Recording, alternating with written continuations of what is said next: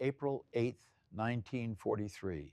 The skies above France. To the German pilots patrolling in their agile Focke-Wulfs, they saw heavy, barrel-shaped planes struggling to climb. They called them flying milk bottles and laughed over their radios. They had no idea that this joke was about to become their executioner. The day was March 17, 1943. In Berlin, the chief of German military intelligence, Admiral Wilhelm Canaris, watched his porcelain cup jump. A folder slammed onto his mahogany desk, splashing coffee onto sensitive intelligence reports. The report inside seemed to defy logic. It was impossible. German spies were feeding them blatant propaganda, yet the numbers remained consistent. From the headquarters of the Abwehr, Canaris looked out upon the city, his hands trembling. He held a document that challenged not only Nazi dogma, but the fundamental math of German victory. Intercepted communications from agents in Mexico City claimed the Ford Motor Company's Willow Run plant was building one massive B-24 Liberator bomber every hour. Consider the sheer scale. The B-24 Liberator was a giant. A single aircraft contained 1.5 million individual parts, 30,000 separate components, and required 450,000 rivets, weighing 18 tons. Yet, this machine was rolling off the assembly line at Willow Run faster than Germany could assemble a simple Kübelwagen military vehicle. Major Friedrich Wilhelm Heinz stood at attention, confirming the findings. The terrifying numbers, triple-checked, remained unchanged. This breakdown of reliable German intelligence had begun 2 years earlier. In 1941, General Karl Kohler reported American production was nearing 2,000 planes each month. Hermann Göring, the Luftwaffe general, famously roared with laughter, insisting that Americans could only mass-produce razor blades and refrigerators, certainly not military aircraft. Göring reassured Hitler after Pearl Harbor. Their democracy makes them weak. Their mongrel population makes them inefficient. Their Jews make them corrupt. They cannot possibly produce what they claim. By March 1943, intelligence reports from diplomats and businessmen sympathetic to Germany, from Detroit to Mexico City, reported something that utterly contradicted the core tenets of Nazi racial and economic theory. Ford's single Willow Run plant was constructing more heavy bombers than every aircraft factory in Germany combined.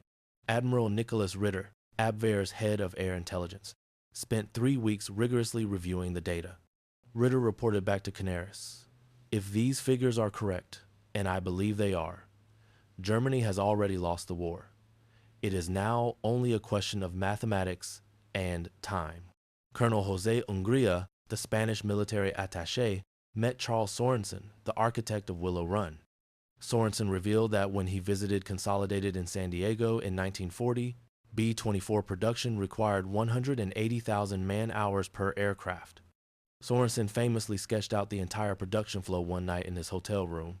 They would build bombers like cars, moving the aircraft past stationary workers. Women comprised 40% of the workforce. Sorensen stated that black workers operated sophisticated machinery. By April 1943, 17 independent sources confirmed the numbers. Willow Run alone produced 650 B-24s monthly at peak. The truth is incredible. If you want to know how this terrifying story ends and see the final verdict, take 1 second now and subscribe to the Steel Archives. Desperate for undeniable proof, Canaris authorized Operation Pastorius, inserting saboteurs into the U.S. via submarine. George John Dash, the leader of one team, surrendered to the FBI shortly after landing in June 1942. Dash revealed Canaris' doubt.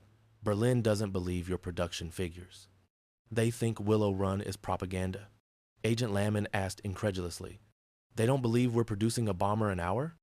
Dash laughed bitterly. "I tried to tell them that if Ford could produce a car every minute before the war, they could certainly produce a bomber every hour during it.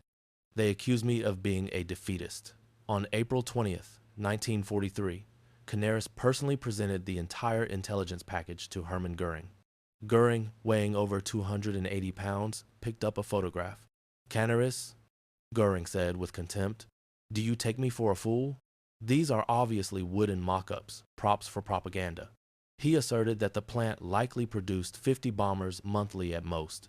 When Canaris cited an intercepted manifest showing the plant consumed 16 million pounds of aluminum monthly, more than all of Germany's monthly output, Göring laughed harshly. A week later, Canaris briefed Hitler at the Wolf's Lair. Hitler's response was final. "Admiral, the Americans are capable of mass production of simple goods, but a bomber is not a car. It requires precision, skill, dedication." General Jodl studied Canaris' figures and made a calculation. "Even if we accept 1/4 of these figures as accurate," he said. "The figures are false," Hitler interrupted. In November 1943, German intelligence obtained irrefutable aerial photographs of Willow Run. Photo analysts confirmed the production rate appeared accurate, but Göring dismissed them as clever American photographic manipulation. Dr. Albert Speer's diary entry reveals his despair. "If the Willow Run figures are even half accurate, we face not defeat but annihilation. They produce more aircraft in a month than we do in a year." On February 20th, 1944, big week, American bombers dropped more tonnage than the Luftwaffe had dropped on Britain during the entire Blitz. Luftwaffe pilot Adolf Galland told Göring, "These planes are real and they're dropping real bombs." By April 1944, Willow Run achieved its peak rate, 453 airplanes in 468 hours, a rate equal to one finished B-24 every 63 minutes. The plant employed 11,000 women, 26% of the workforce, 3,800 African Americans, 9%, and 1,200 disabled workers, 3%.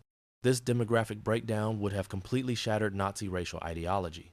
The intelligence officers who tried to report the truth paid a heavy price. Admiral Wilhelm Canaris and Hans Oster were executed on April 9, 1945, for defeatism. The U.S. produced 3.2 times more aircraft than Germany while fighting a two-ocean war. Albert Speer explained the core issue. To accept that Ford could produce a bomber every hour was to accept that our entire worldview was wrong, that democracy wasn't weak but strong, that racial mixing didn't create weakness but strength. It would mean accepting that we had started a war we could never win.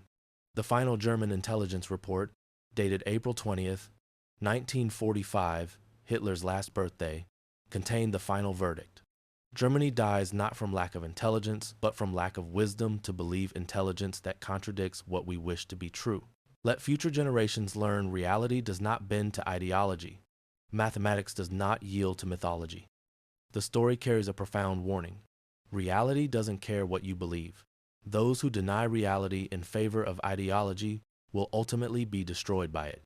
Willow Run built proof that democracy works, that diversity strengthens, and that freedom produces.